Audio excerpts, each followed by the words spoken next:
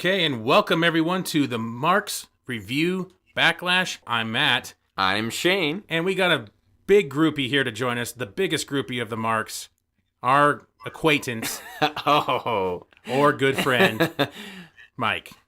Chime in, Mike. What's going on, boys?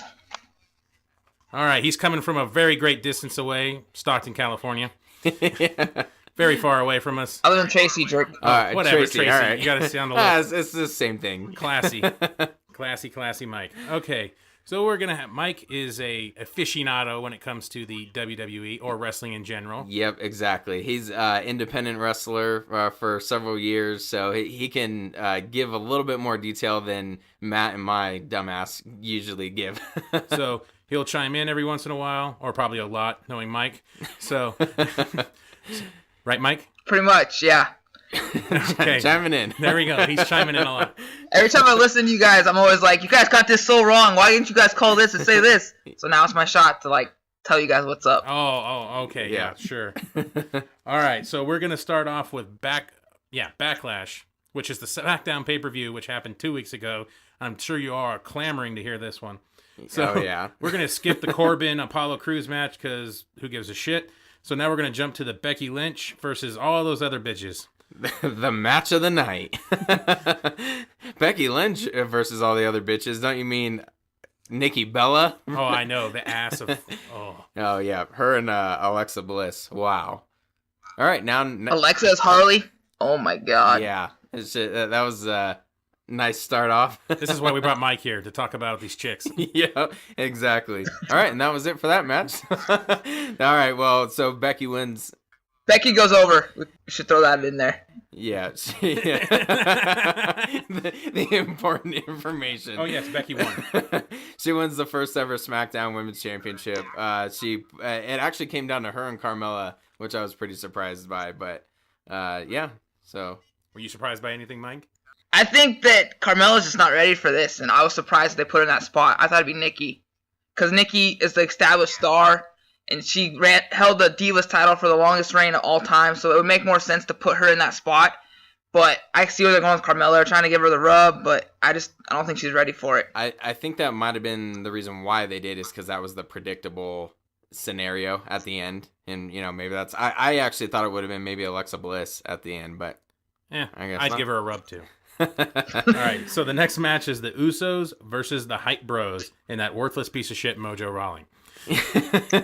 You love that guy, don't you? Fucking can't stand him, but yes, I love him. The big takeaway for this, the Usos came out with new attitude, new attire. I like it. I was bored of the Usos a long time. I didn't even really like them when they were tag champions, and so it's nice to see them. And most recently, they changed their music up. They changed the Titantrons and all the graphics and stuff like that come with their entrance. So it's pretty cool, a good shakeup for them on SmackDown, and they pretty much win and advance. They look like 3-minute warning, but like 3 sizes smaller. Is that a Samoan joke? No, the way they dress and stuff now, they dress like 3-minute warning. Yeah. I thought fucking Shane was the racist on this show. After earlier, which you'll see in our Let's Play, when he confuses some black people. Who are both beating the crap out of each other. Hey, they both have the same colored trunks, all right? All right. It's all right. He's friends with Colin Kaepernick, dude. It's all right. He's not racist. Yeah, exactly. There we go. Yeah, Black Lives Matter. Or Football Lives Matter. Yeah. One of the two. Yeah, millionaires. All right, so the next match is The Miz versus Dolph Ziggler for the Intercontinental Championship. Okay, so we'll actually spend a little bit more time on this. The Miz, fucking awesome. He's and that's a perfect catchphrase for him. I'm awesome. He should say I'm fucking awesome. I think that would be perfect. But he cuts a great promo. It was, I want to say, the week prior on the after show of SmackDown, and it seemed real. I'm glad they continue to go with it. They kind of roped it into the storyline a little bit, and he basically goes off on Daniel Bryan, calling him the coward because he quit wrestling too early, and kind of throws a little bit of low jabs there at him. And the Miz is just low jabs. Those fucking nut shots. Yeah. What are you talking about? He was swinging for the fences on those with Bryan. Oh yeah. Yep. on all that shit. But it was awesome. It got me fired up. I was actually glad to see him go over on this. The funny part is this match, actually this pay-per-view may have came right after the CM Punk fight, the night after. Which I did. And I'm pretty sure no, it is. The starting point was a complete jab at CM Punk as fucking the match starts, the Miz comes running out there, and it was basically just like the CM Punk fight. Dolph Ziggler takes him down, starts throwing some punches at him, and then even tries to choke him. And then eventually the Miz kind of squirts over to the bottom rope and out. So. That's exactly what it was. Oh man, at least he's still kind of in it a little bit. But I think every time the Miz wrestles somebody who can actually wrestle, like Dolph and stuff, it brings him out better. You guys know how I feel about WWE guys. I'm not that impressed by them, really. But Miz, every week I see him, he gets better and better and better. And it's hard right now not to be a Miz fan because the promo work he's doing and he's getting better in the ring. And it's hard to knock the guy right now. I remember you saying before all the time that Miz was like the worst WWE champion in history, that you couldn't believe. And he also won a WrestleMania match as the champion, and how much you used to just like crap on him. And then just recently you're talking about like, oh man, how can you not be a Miz fan? And you're absolutely right. I slowly was growing with him. I thought the addition of Maurice was perfect for his character, perfect for the Hollywood guy, and apparently that's exactly how he is in real life, and which isn't surprising. He has a hot wife who's foreign Canadian. Super foreign. Yeah, exactly. Yeah, French Canadian. But yeah, it was perfect. I'm loving the direction that he's going. I'm glad that they're continuing with him. I was sort of surprised that Ziggler didn't get the belt, because I was kind of thinking, maybe they're trying to do something with him. This feud is continuing. We know now that Ziggler has put his career on the line against The Miz at the next pay-per-view, No Mercy, which I think is this next Sunday. And in Sacramento. Yep, in Sacramento. Right down the street. But yeah, so I like where this feud is going. The match was awesome. It was a lot of fun to watch. I wouldn't say it was, for me, that it was better than the AJ Styles Dean Ambrose match, but there were definitely points in this match that I liked a lot about it. I think Dolph right now is at the top of his game too. With Miz, it's just hard to knock this match, really, honestly. And you know how I feel about WWE guys. Like, Dolph is Dolph. You put him out there. He's the current Shawn Michaels. Let's be honest. The guy can wrestle anybody. Right. Yeah. Exactly. Well, and he's gone with that. Look at his tights and his boots and his hair and the way he wrestles. I wouldn't say. I mean, I'm not trying to say ripping off Shawn Michaels is a good thing to make a career off of. I'm just saying. Pretty close. Yeah. But Miz right now, I mean, nobody can beat him on the promos. Nobody. He makes that Intercontinental title what it should have been 10 years ago. He's making that belt matter. Every week you watch Miz, he has that belt. That belt is being brought up because of the Miz. And it's hard to say that he's not bringing something to that belt. I know the belt's a prop. I know the belt doesn't mean nothing. But Miz with that belt is helping it out. Yeah, that's some people's personality, is that that the IC championship is just a prop, or the belts are just a prop. But I think a lot of times they can make a superstar, and in this case, the superstar is finally helping make the belt. So, yeah, I completely agree with you. Out of these matches so far, actually, because there was a very short card, there was a very small card on this one, a lot of these matches went pretty long. The tag match, if you don't count the stupid thing with Randy Orton, the tag match was the shortest match with 10 minutes. Usually that's like a long-ass match on a normal card. Right. Oh, yeah, that's the standard. And so it looks like Dolph and Miz got almost 20 minutes. So the weird part about this that I noted afterwards is the runtime of this was only 2.5 hours. A little bit over 2.5 hours, the entire pay-per-view. So shorter than a Monday Night Raw, this entire pay-per-view. So it'll be interesting to see how it progresses once they start building up a lot of their superstars. I did kind of feel that this was almost another Smackdown, sort of, depending on the matches. We have the Miz and Ziggler, the World Championship match. Those made it feel like a pay-per-view, but for the most part, you do have the awesome entrance, but it just kind of felt like another Smackdown instead of the SmackDown pay-per-view. So I think that's definitely a interesting note that, like you said, the 10 minutes was the shortest match, and that's usually a standard on a lot of the other ones. So it's kind of cool to see these people get a little bit more time. But besides a WrestleMania or Royal Rumble, what really doesn't feel like a normal like Raw or SmackDown? I mean, you get all these matches every week for free. You know what I mean? It's kind of hard to make it feel special now. When you used to get 4, when you could have feuds build for months and months and months, and then you had the 4 pay-per-views, that's what made it special. But now, you're getting the same matches every week on Raw or SmackDown. Right. Yep, exactly. And that's one thing that I think they need to definitely separate, is not having the same matches on SmackDown, on Raw, as they are about to have on the pay-per-view or just had on the pay-per-view. Because they're still doing that, and for the most part, Mick Foley was talking about, oh, we're going to have all these different match combinations and stuff like that, and it won't be the same repetitive nonsense that it has been. Well, it kind of is, and maybe that's just a lack of depth. And when they start bringing up more of the NXT guys, maybe we'll start to see the pay-per-views feel like a pay-per-view where you're looking forward to every match on the card, not just 1 or 2. I mean, they gave you Dean Ambrose versus Cena for the first time ever on SmackDown for free. Right, yeah. Well, it wasn't the first time ever, because we watched it on Monday night after WrestleMania 31. Oh, that's true. Yeah, with for the United States belt. Come on, Grandpa. yeah. Well, but still, yeah, and that was the first time that John Cena had lost on television. Clean, I believe. Okay, yeah, that's the first time he's lost on television. Yeah, clean. Right, yeah. Yeah. So, it's weird, but we see a lot of the same combinations. Okay, so next we have Bray Wyatt versus Randy Orton. So reportedly, Randy Orton had like a concussion, and they wouldn't clear him before the fight. Or before the match, whatever you want to call this shit. So I don't know if the concussion was... It was a fight, bro. It was a fight. Oh, yeah, sure.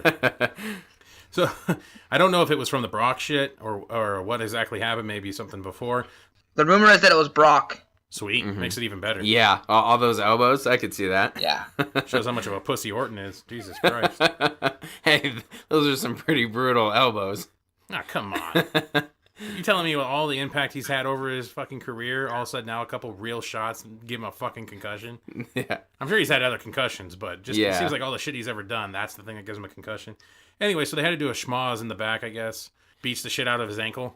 Yeah, basically. Just yells at him. He can't continue. Then it turned into Bray Wyatt versus Kane in a no disqualification match. Randy Orton came out anyways and gave Bray Wyatt the RKO. And then there's a choke slam, which that frustrated the shit out of me because Bray Wyatt pretty much got right back up after an RKO just to get choke slammed. Like, why didn't Kane just pin him? I don't know. I feel so bad for Bray. For Bray? Oh, yeah. He's a top guy. Well, he should be a top guy. And they treat him like the Brooklyn Brawler. I mean, he loses to the stars. That's what his job is now. He just puts over the top guys. And how do you want him to build a fear of him? Like, you're supposed to be like an Undertaker type fear of Bray Wyatt, but every time he's out there, doesn't win. He loses to John Cena, Brock Lesnar, Dean Ambrose. He hasn't won in probably like a year. Yeah, and the weird part is you'd think that they would use the injury that he had kind of as a reset of like, okay, now we're going to take you seriously and kind of move forward from there, because it seemed like they were starting to. But they've been doing that a lot lately with the reset shit. They tried it with Rusev. They're doing they've done it with a couple other people. He never lost the U.S. title. They try to do this like reset button shit on people after they fuck him up. Right. And so they might as well try it, but they keep fucking it up. They break up his faction. Well, he's been broken up with his faction like 4 times now. Yeah, sort of, but they're still kind of there, and but they were split. One of them's on Raw. Braun Strowman's on Raw now. I don't even know where the other 2 guys wound up. Well, if you watch SmackDown this week, Rowan? Oh, yeah. What's the redheaded dude? Yeah, he was stalking Randy Orton, so they're still together somehow, and like it doesn't make sense anymore. Like one week he's with them, the next week he's not. They have Bray Wyatt all screwed up. Yeah, it's gonna take another injury and another reset of him coming back and then pushing him forward. He may have to come back as Husky Harris, and just for like a year, and then go back to this Bray Wyatt character. Like I need to be rewoken. You know, like Undertaker did the American Badass thing for a little bit. Yeah. And then he had to go back to the Phenom. So Yeah. maybe like this. Go back to Husky Harris. Or maybe they'll put a bandana on him and make him ride the bike down. They would. American Fat Ass. Just have him roll down. Or he wants Money in the Bank and he starts wearing IRS gear and thinks he's RS Jr. Oh, yeah, there we go. Yeah, his dad.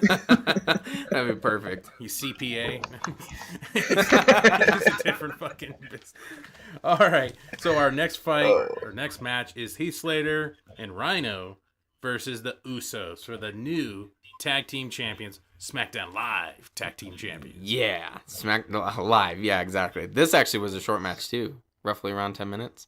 Oh, I guess actually this would have been the shortest match. Which is kind of weird considering they had... What was the other shortest match? The other tag? Yeah, it's the other tag team. Both tag team matches. Well, way to build up your tag team division, guys.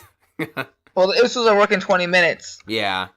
They had to work 2 matches, so that's why they made the first match so short, but the second match doesn't make sense. Right. Yeah, well, and especially it's supposed to be for the tag titles. And it felt rushed. It felt like they were just trying to get a bunch of stuff in. One thing that I meant to note earlier with the Usos is, in addition to their attire, their attitude, they also seem to wrestle a little bit different, which is awesome because their matches were getting way too predictable as far as, all right, super kick here, suicide dive to the outside Hidden here. tag with the money shot. Right. Yeah, they would always do that. One would be standing there, one would do the money shot, and then the guy would tag as he's about to jump. Yeah. Then he would jump too. Yeah, it's the same formulaic shit every Yeah, time. so they finally started to change that up. I think we counted maybe one super kick between the 2 matches. Yeah, take notes, Young Bucks, you fuckers. Super Kick Party! Wow. But that was one thing that I liked about it. Rhino and Slater ended up getting the win. Rhino got the gore. Slater gets a contract and his kids get an above ground pool. Dude, Slater right now, besides The Miz, has got to be the best thing on SmackDown.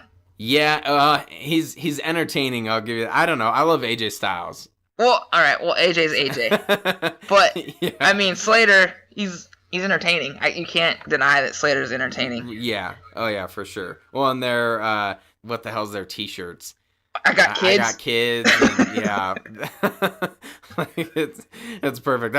The Usos are using the Tequila Sunrise, which I texted you and told you I was freaking the F out about because, Oh, that's right. you know, that's a sick-ass move. I don't know how you didn't remember it, but it was sweet. See, this is why we brought you on. so you can everything that you fucking text me during the events. Now we can vocalize it a little watch bit. the shit and delay, by the way. You're always texting shit. Yeah. We're trying to record. Oh my gosh, I can't believe We're it. trying to record podcasts, and I get Alex Smith. Fuck Alex Smith. All right, there's a topic at hand here. Don't ever count my boy Alex. Don't ever count. Just because your Chargers suck, don't count my boy Alex. And shameless plug, listen to our Laces Out segment. We'll never have this guy on there. Go Niners. Then that's why. Goryu Slater, which they should call themselves Goryu Slater, won the belt. Okay, so next we have the championship match between AJ Styles and Dean Ambrose, the man sitting on his laurels. Yeah, pretty much. This match, finally, Dean Ambrose was starting to come out a little bit and not be so shitty.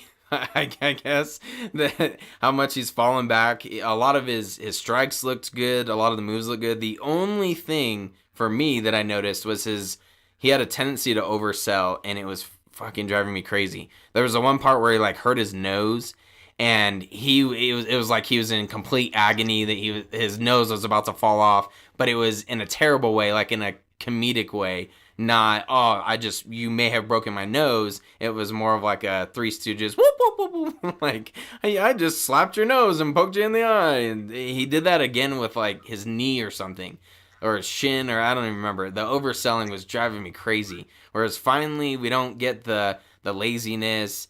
Again, his strikes look good. The moves, to me, they look good. But then he had to throw something in there and Ambrose it up a little bit, I guess. See, Ambrose, I think that's his best match with the title, which sucks because he's losing the title. But I think that's a lot to do with AJ. Look what he did with everybody that he's wrestled since he's came ever. I mean, TNA, Ring of Honor, New Japan, and now the WWE. You put him with anybody, AJ is going to give you money. AJ is the man. Let's be honest. AJ is the only guy besides Angle to hold the TNA, New Japan, and WWE World titles. I mean, that says something. And AJ's not a big dude. So for AJ to be that guy, he's the man. I mean, there's no other way to put it. He is the face that runs the place. AJ, I mean, I've been a fan of AJ since I first saw AJ in WCW. And now to see him where he's at now is just amazing. And to be almost 40 years old and WWE be like, all right, finally we'll let you come in. And then he gets this shot. Not even a year here. And he's the world champion, which speaks volumes for AJ Styles. Yeah, that's the thing that I'm most excited about, is that they recognized his potential. He didn't go into NXT. Not that there was anything wrong with that. Samoa Joe went there. He's doing awesome. He's kicking ass.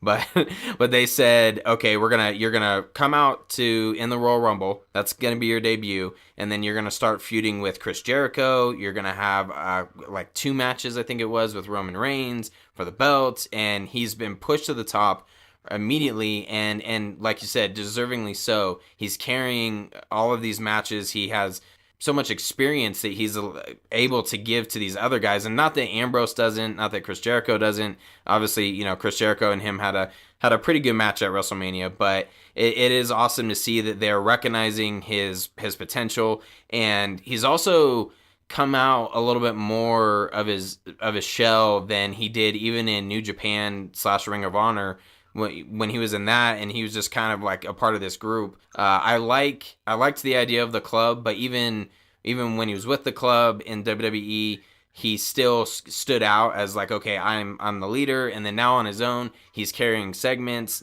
He's not boring, just on the promo side. And then the matches are phenomenal, and I'm gonna use that word.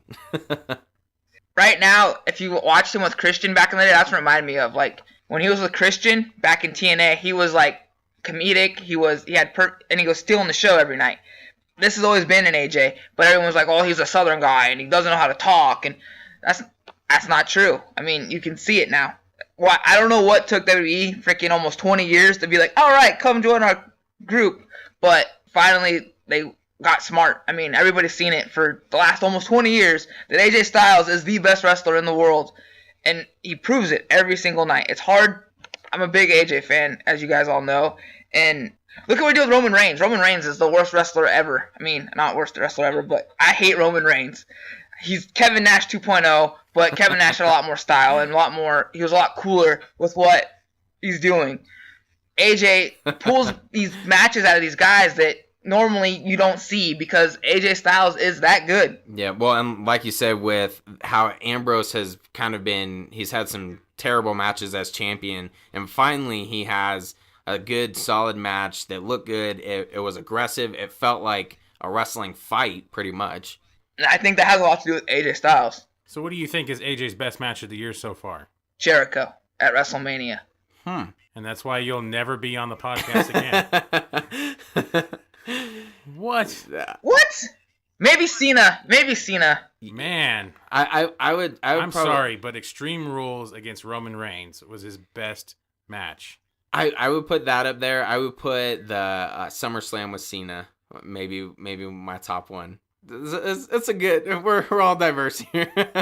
He's claiming Roman Reigns sucks, and I'm sorry, but the best AJ match of the year is with Roman Reigns. Yeah, that actually was one of either one. The Extreme Rules one or the other pay-per-view. I can't remember which one it was. Yeah, Battleground or... No, I don't think it was Battleground. I don't remember. No, Battleground was the club versus whoever, Cena and somebody else. Oh, yeah, that's right. Cena and Enzo and Cass, somebody else, you jackass. Oh, yeah. But, yeah, AJ, it's awesome to see him get pushed to the top, have all these matches. Now he's world champion, and deservingly so. I was surprised that they put him on Smackdown, but now I could see why, because they needed someone other than John Cena to carry that show. Unfortunately, it wasn't going to be Dean Ambrose. He's a good guy who can chase the belt, but he's not champion. Not champion material at all. No. He's got some growing room. He's like a mid-card dude that you can put in the main event if need be, but he's not the guy. He's not Cena. He's not AJ. He's not Jericho. He's not one of those type of guys. Yeah, with the pressure off of him, maybe we'll start to see him kind of come back to the Dean Ambrose that I liked, not champion half-assing bullshit, Dean Ambrose. And thanks again to everybody that joined us. And thank you again to our supposed guest. he threw in some great information. So thank you. Be sure to like, comment, and subscribe, and share this video with everyone and this podcast. Check us out on our social media on Instagram, Facebook, and the Twitter. All right, and that's it. And thanks again for everybody listening. Take care now. Bye-bye then.